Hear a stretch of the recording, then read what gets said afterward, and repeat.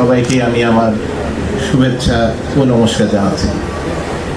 জীবানন্দ ভান্তে আমাকে শুরুতে বলল যে আবার এই চিরন্তনে আপনাকে আসতে হবে। তো আমি ভান্তেকে বললাম, ভান্তে আমি আসতে পারবো কিনা জানি না।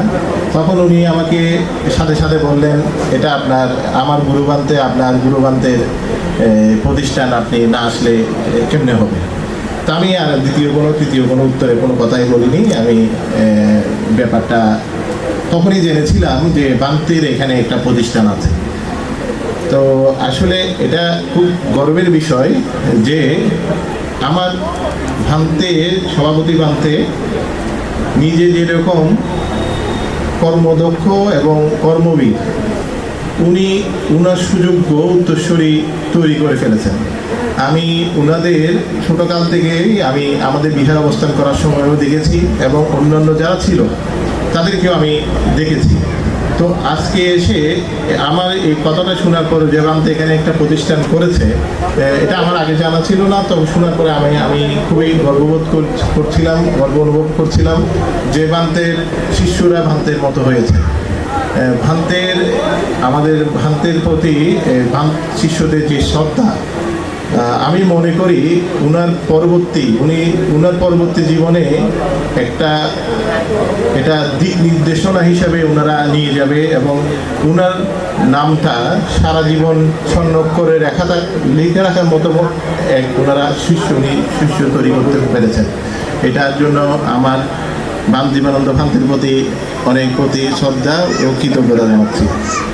জীবনদান উৎসব আমাদের জন্য এক গর্বের বিষয় এবং আনন্দের বিষয়, এবং এটা এই দান শ্রেষ্ঠ, সব দানের চেয়ে শ্রেষ্ঠ দান এই জীবনদান। যদিও বা এখন কঠিন জীবন হচ্ছে না, যেহেতু ভান্তে বলছে এটা অবস্থান করতে পারিনি সেই কারণে। তারপরে জীবনদান উৎসব আমাদের জন্য একটা সুন্দর গর্বের বিষয়। ভান্তে যে প্রতিষ্ঠানটা এখানে করছেন, আমি হয়তোবা এখানে এসেছিলাম আগে, কিন্তু তখন ভান্তে কি প্রতিষ্ঠানটা নিয়েছিল কিনা আমি জানি না। তখন এই এলাকার এরকম উন্নয়নও হয়নি। তবে একটা কথা ভান্তে বলছিল কিছুক্ষণ আগে, যে আজকে যারা এসছেন পরবর্তীতে হয়তো বা হাজার হাজার মানুষ আসবে, কিন্তু এই যে আমরা যারা আজকে উপস্থিত হলাম বা আপনারা যারা উপস্থিত হয়েছেন, আপনারা যেটা শুরু করেছেন, যে এটা আপনারা এগিয়ে নিয়ে যাচ্ছেন, এটা যদি পরবর্তীতে অনেক বড় রূপ হয়, কিন্তু আপনাদের সমান পূর্ণ অংশীদার এখানে ওনারা হতে পারবে না। কারণ আপনারা এটা শুরুই করেছেন এবং আপনারা এটা সামনের দিকে এগিয়ে নিয়ে যাচ্ছেন। এটা হচ্ছে যারা শুরু থেকেই করে, এটার পূর্ণ করানি অনেকটা বেশি থাকে। কারণ শুরুটা হচ্ছে কঠিন, শুরু হয়ে গেলে যে কোনো কিছু চলমান থেকে এটা আর সহজ হয়ে যায়, অনেক সহজ হয়ে যায়। তো আমি যারা আসছেন সবাইকে আমি আমার নমস্কার, বিজয় শুভেচ্ছা জানাচ্ছি। আবারও ধর্মীয় কথা ভান্তেরা বলবেন। আমি আমার কত্তার বেলকান সত্যমরঙ্কা বিহারে আপনারা গিয়েছেন কিনা জানি না। আমাদের প্রতিষ্ঠানটা অনেক সুন্দর। ভান্তে আমাদের বিহার অধ্যক্ষ, আজীবনের বিহার অধ্যক্ষ, আপনারা একবার দেখে আসবেন। আমাদের বিহারটা অনেকজন অনেকভাবে বর্ণনা করে, আপনারা গেলে এটা দেখতে ভালো লাগবে, আপনারা দেখে আসলে শান্তি পাবেন। আর একটু আগে একটা কথা বলছিলেন, এই যে ধর্মের ব্যাপারে, ছেলেদের ব্যাপারে, এই যে পরবর্তী জীবনে পরবর্তী চিন্তার কথা বলে, আমি শুধু একটু কথা মায়েদের উদ্দেশ্যে বলবো। আমরা যখন ছোট ছিলাম, একদম ছোট, 28 বছর আগে প্রজ্ঞানন্দ ভান্তে যখন আমাদের বিহারে আসে, আমরা তখন অনেক ছোট।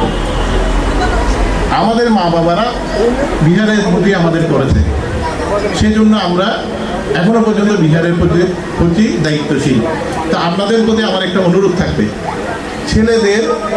এখনকার ছেলেরা মোবাইল নিয়ে ব্যস্ত, আমরা আগে খেলাধুলা নিয়ে ব্যস্ত থাকতাম। ছেলেদের যারা বাচ্চাদের বিশেষ করে বিহারমুখী করবেন, ভিক্ষুদের সান্নিধ্যে পাঠাবেন। ভিক্ষুদের সান্নিধ্যে পাঠালে ছোটকাল থেকে কোনো একটা ছেলে বিপদে যাওয়ার মতো সুযোগ সৃষ্টি হবে না, সে সবসময় একটা ধর্মীয় আবরণে থাকবে। তো এই দৃষ্টিটা রাখতে হবে। আর যেটা ধর্ম জীবন নেওয়া বা ধর্মপথে নিজের জীবনকে উৎসর্গ করা, সেটা হচ্ছে পারামির ব্যাপার। অনেকজনের পারামি না থাকলে ধর্ম জীবন নেওয়া, ভিক্ষু হওয়া এত সোজা জিনিস নয়। কিন্তু তারপরও আপনাদের সন্তান তো সবসময় একটা ধর্মের মধ্যে থাকবে। সেই জন্য বলছি, ছেলেদের সবসময় শিশুকাল থেকে সবসময় বিহারমুখী করবেন। বিহারের ব্যাপারটা, ধর্মীয় জিনিস সে আস্তে আস্তে জানবে, আস্তে আস্তে শিখবে এবং ধর্মের প্রতি তার একটা শ্রদ্ধা সে যত বাড়বে তার জীবনটা তত সুন্দর এবং সুশৃঙ্খল হবে। আমি আপনাদের আর বেশি সময় নিব না, কারণ এটা একটা সংক্ষিপ্ত সময়ের মধ্য দিয়ে অনুষ্ঠান শেষ করতে হচ্ছে। আমাকে নামতে আমন্ত্রণ জানিয়েছেন, আমিও খুব গর্ববোধ করছি এবং বিহারের কোনো সময় বিহারটা দেখার সৌভাগ্য হবে, হয়তো বা বিহারটা খুব সুন্দরভাবে রূপ নেবে, সেদিনের অপেক্ষায় থাকলাম এবং ওখান থেকে সহযোগিতা করার মানুষে আমি আপনাদের আবারও শুভেচ্ছা জানিয়ে আমি আমার বক্তব্য এখানে সমাপ্ত করছি।